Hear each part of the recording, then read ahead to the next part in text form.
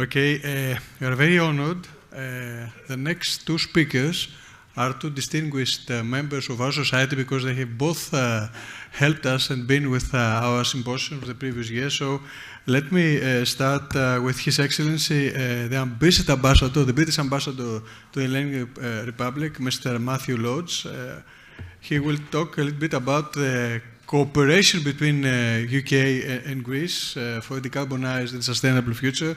And then Her Excellency Susanna Terstal, the ambassador of the Dutch ambassador to the Hellenic Republic, and about the offshore wind energy, and that will be very interesting. So, Mr. Ambassador, please, the floor is yours.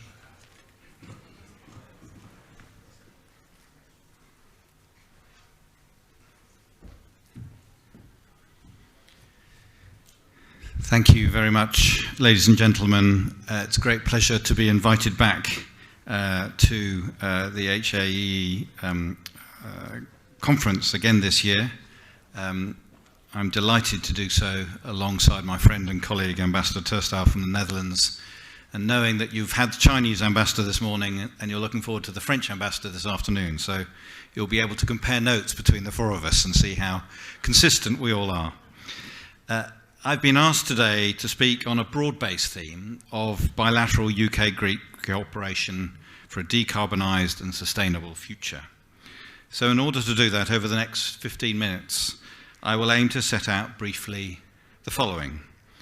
Firstly, the UK's national decarbonisation strategy and plans, including our net zero industrial strategy and our priority sectors approach.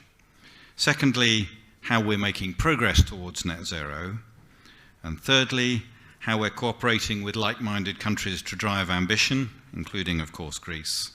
And finally, I'd like to say a few words about future opportunities. But before I do so, let's see if the slides work and I can show you a very brief 30-second video.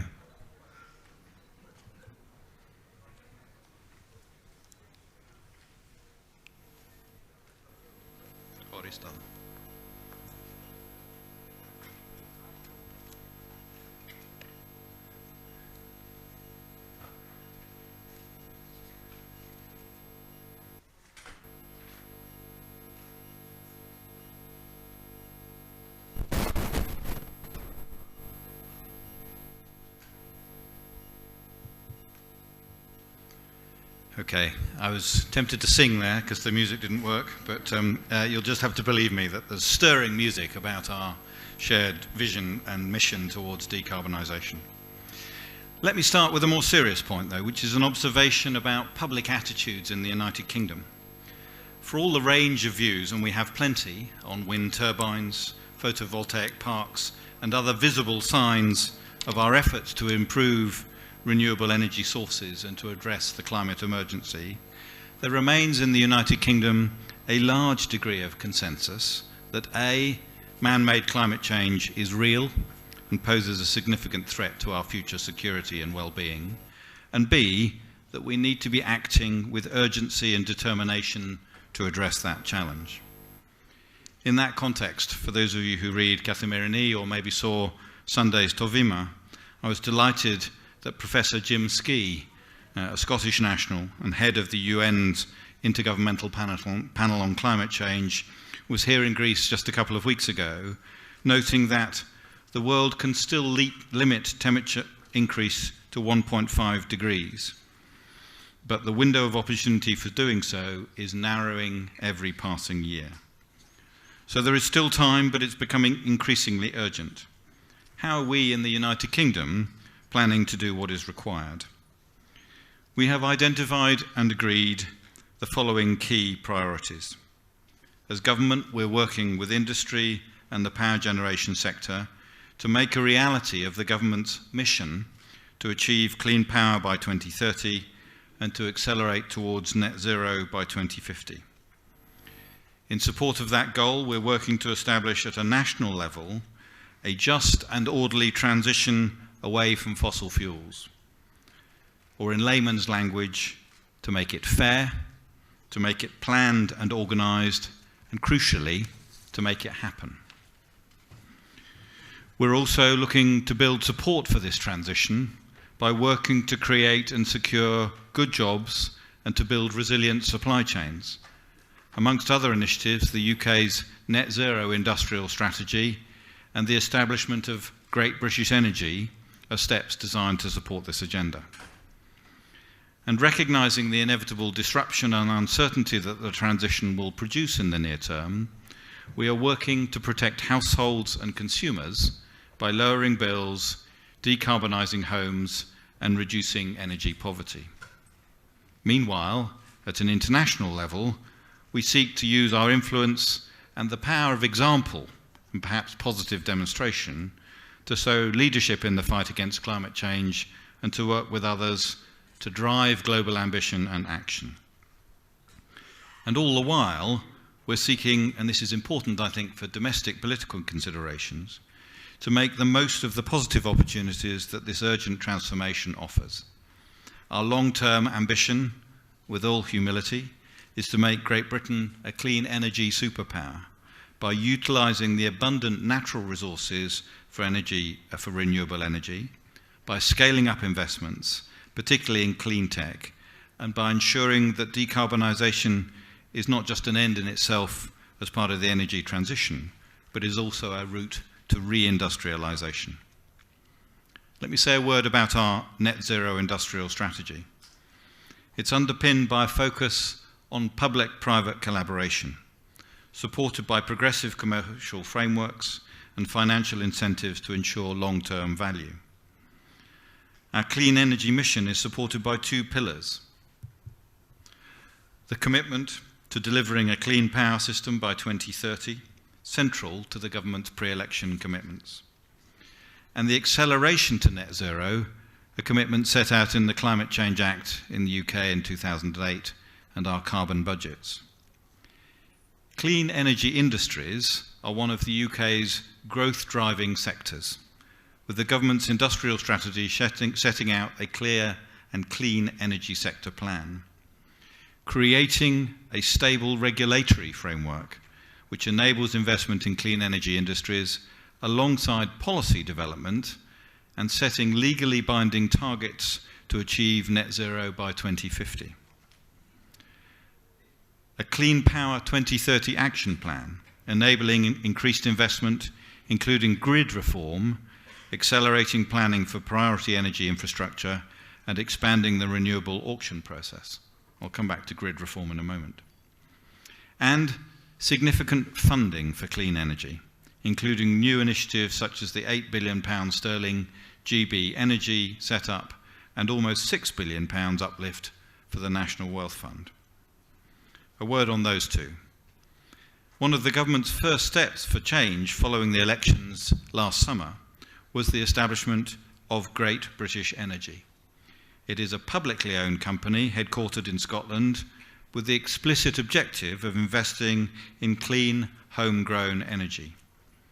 Backed by a capitalisation of some £8.3 billion sterling of new money over this Parliament, the next 4 years, Great British Energy aims to create jobs across the UK in our supply chains and boost our energy independence, giving us greater energy security, focusing on energy projects where the market is less mature. And we hope this will help signal commitment to innovative technologies and help attract and bring in private investment. And our National Wealth Fund will mobilise billions of pounds of investment in the UK's world-leading clean energy and growth industries and support the delivery of the government's new industrial strategy. At least £5.8 billion of the National Wealth Fund's capital will focus on the sectors announced in that manifesto. That is green hydrogen, carbon capture, ports, gigafactories, and green steel. And finally, even if it's not particularly fashionable, the role of the regulator is important. Ofgem, our energy regulator, has recently approved pro-growth reforms for the electricity grid's connection process. As I said, I would mention it. And this is to ensure that clean energy projects will get plugged into the grid as a matter of urgency. The reforms also aim to allow connections for demand, such as industrial investments and data centres, to be accelerated. But of course, the scale and breadth of the challenges facing us all mean that we need to target our efforts and focus our attention. So we're aiming to do that through 4 priority sectors. These are as follows. Floating offshore wind, and you'll hear more from Ambassador Turstall on this, I'm sure, in a few minutes. But for the UK, with over 20 years of experience, offshore wind has been a leading area of focus for us, and we've been seeking to be a driving force. Companies from the United Kingdom offer the innovations and services to make offshore thrive throughout the world. Scotland is set to become the world's first floating offshore wind market of scale, propelling the country's net zero ambitions. And the UK government announced some £300 million of grant funding for offshore wind supply chains. And the public investment complements the £43 billion of private investment pledged for clean energy projects since July last year.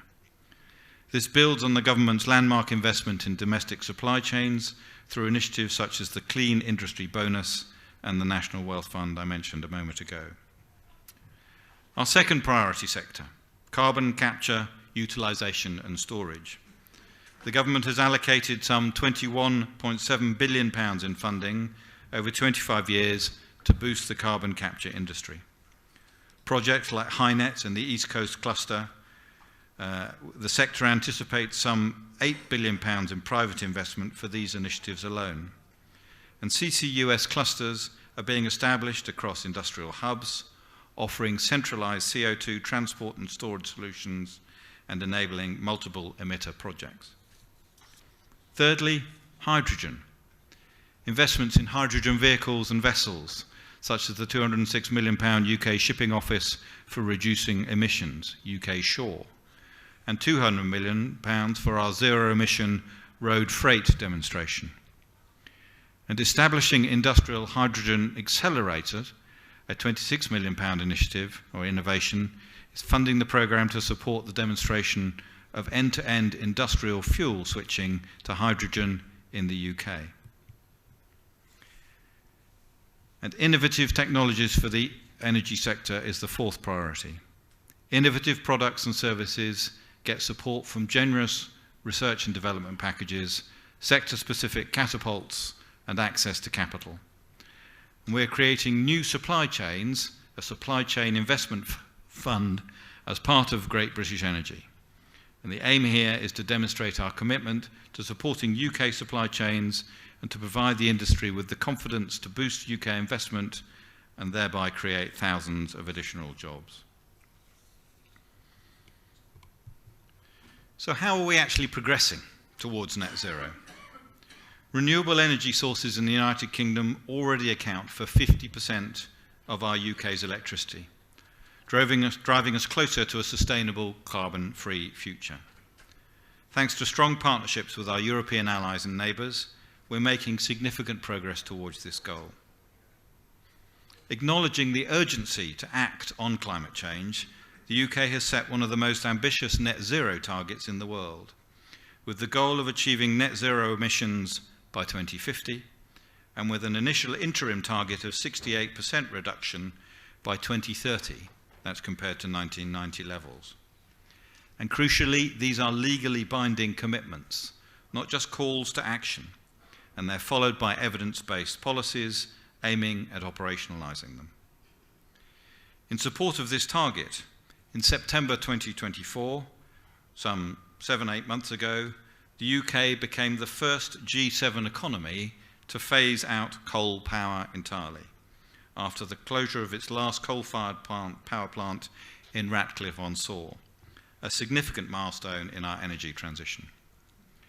It's worth adding in this context that whilst arguments for greater energy security and self-reliance have been well understood for many years now, the events of the last 3 to 4 years, and dare I say it, even the last 3 to 4 months, have reminded us all of the importance of value of energy security.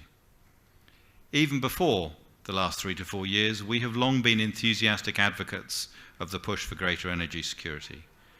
Closer cooperation helps drive investment in offshore energy infrastructure, such as interconnectors or grids, supporting jobs and supply chains, as I've said. and efficient interconnection ensures that there is a resilient grid across all of continental Europe, meaning countries can export excess renewables during periods of high generation and import clean energy when needed, protecting against blackouts. What are we doing to cooperate with like-minded countries to drive this ambition? I spoke at the start about the UK's key priorities, and one of them being at the international level to try and use our influence and the power of positive demonstration and example to show leadership in this shared effort. The UK has been playing an active role in all international fora that support the implementation of the Paris Agreement since 2015. The annual UN Climate Change Conference, COP, being a good example. And this is based on action, not just rhetoric. When I arrived in Athens as ambassador in August 2021, the UK was in the final stages of preparing to host COP26 in Glasgow later that year.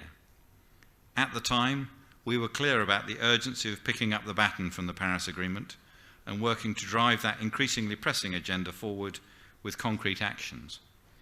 And after Glasgow, we have sought to use our position to support others as the baton has been passed on again. Last November, first in Rio and then in Baku, Prime Minister Keir Starmer officially launched the UK-led Global Clean Power Alliance, an alliance of countries that will work together and share expertise with the goal of meeting the COP28 commitments to triple renewable energy and double energy efficiency. 12 countries have signed up, and the European Union has committed to partnering with the UK on this. And we're actively lobbying more countries to join and partner with us. This is one of our key priority campaigns at the moment, and Greece, of course, will be very welcome to join. The Global Clean Power Alliance is working to address the most critical energy transition challenges. A concrete illustration of this is the finance mission, aiming at unlocking private finance on a huge scale so that no developing country is left behind. Another important area is setting high ambition nationally determined contributions, NDCs. This is essential. As we look ahead to COP30, we're focusing our lobbying efforts on driving ambition and supporting other countries' efforts to properly record and reduce emissions. In Baku last November, when the Prime Minister announced the UK's 25 NDC emissions reduction target under the Paris Agreement, he said that we would reduce all greenhouse gas emissions by at least 81% by 2035 compared to 1990 levels. This builds on and extends our earlier commitment to reach 68% reduction by 2030, and we hope that other countries will follow suit. And another example of an initiative to harness more effective international cooperation is the Powering Past Coal Alliance, PPCA, that the UK co-chairs alongside Canada, an initiative that we're delighted Greece also joined in 2019. Through working with its members and partners, the PPCA aims to accelerate the transition away from coal power by helping set ambitious phase-out dates, sharing best practice and unlocking international finance. And as I highlighted a moment ago, we were delighted that last September we became the first G7 economy to phase out coal. On phasing out coal, we may be the first G7 economy to achieve that, but of course Greece is an excellent example that shows that all countries can work towards that target, the only prerequisites being political will and meticulous planning. At COP29, the United Kingdom and Greece partnered to deliver 2 events at ministerial level as part of our priority campaign to drive just this ambition. And other examples of our bilateral cooperation include in February this year, when in close collaboration with the Office of the National Security Advisor, we delivered the first regional dialogue, UK, Greece, Cyprus and Bulgaria, on protecting critical national infrastructure. That may seem like a different set of issues, but actually a UK cross-government delegation met local and regional officials to discuss how to best address the threats that undermine our energy security and threaten the physical infrastructure on which we rely, primarily those targeting undersea and seabed infrastructure. As Greece's transition efforts progress, gradually turning the region into a green energy hub, safeguarding that infrastructure becomes more important than ever. And of course, given long-standing ties, we're also looking to cooperate on shipping, not just the decarbonisation agenda, but more broadly. And we signed a UK-Greece Memorandum of Understanding on maritime issues last January in London that aims to enhance cooperation in various fields, the decarbonisation of the sector included. And we're regularly engaging stakeholders to promote UK expertise, e.g. on biofuels, and better understand and address future concerns and indeed tackle some of the scepticism within the industry. Ladies and gentlemen, in closing, let me look forward to future opportunities. On the 19th of May, so just over 2 weeks ago, we signed a new UK-US strategic partnership. And one of the priorities in this partnership is closer UK-EU energy cooperation. For those who might observe that we've been here before, that's fine, but at least we're coming back. Strengthening both our energy security and the economy, and helping both sides achieve our net zero goals. This means long-term stability by putting the post-Brexit trade and cooperation agreement's energy chapter onto a permanent footing. The TCA's energy title will no longer need to be approved annually after 2026.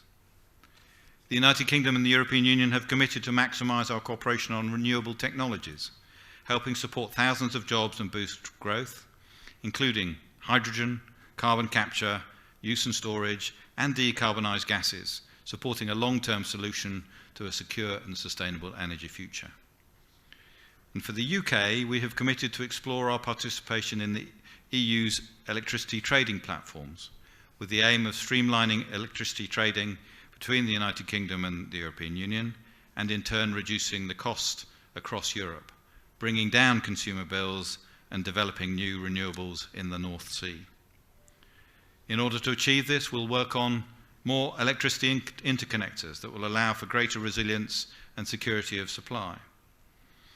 Efficient trading so as to facilitate the development of next-generation renewables, offshore hybrid assets and grids. Closer cooperation to lower investment costs and support jobs in the low-carbon and renewable energy sector, which we estimate already employs some 270,000 people across the United Kingdom. And we'll also strengthen our cooperation on the fast-growing clean energy industries of the future: hydrogen, carbon capture, usage and storage, and biomethane.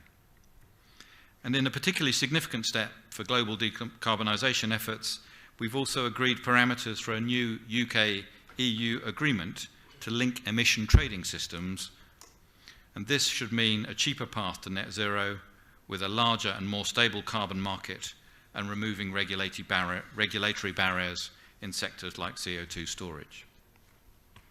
To conclude, ladies and gentlemen, I hope I've managed to paint something of a picture of what the UK approach is, how we're working at a national level to put in place the strategies and plans to get us to net zero and to deliver a decarbonised and sustainable future, and how we're cooperating with Greece and our international partners, and what we believe are the many opportunities that exist alongside acknowledging the challenges. Let me finish on a more local level with some of the practical examples of what that means for me and my team here in Greece as we work to promote and strengthen partnerships. We've been opening dialogue with local stakeholders to promote expertise and best practice, including the introduction of UK innovative technologies and a roundtable discussion organised by our Department for Business and Trade with Sustain, UK venture capitalists and consultants, with major energy players and government organisations in the Greek market. New partnerships have emerged from that. We've also arranged a visit to the offshore wind farms in Aberdeen with a Greek delegation, including PPC Renewables, Herema, and government officials last June, and meetings with Marine Scotland and the Crown Estate, who shared their 20-year experience in auctions and environmental licensing. And of course, we are privileged and honoured to be able to join discussions and conferences such as this, organised jointly with HAE, IENE, and ETAN. Ladies and gentlemen, thank you very much. We look forward to more discussions and more partnerships with you all. Thank you for your attention.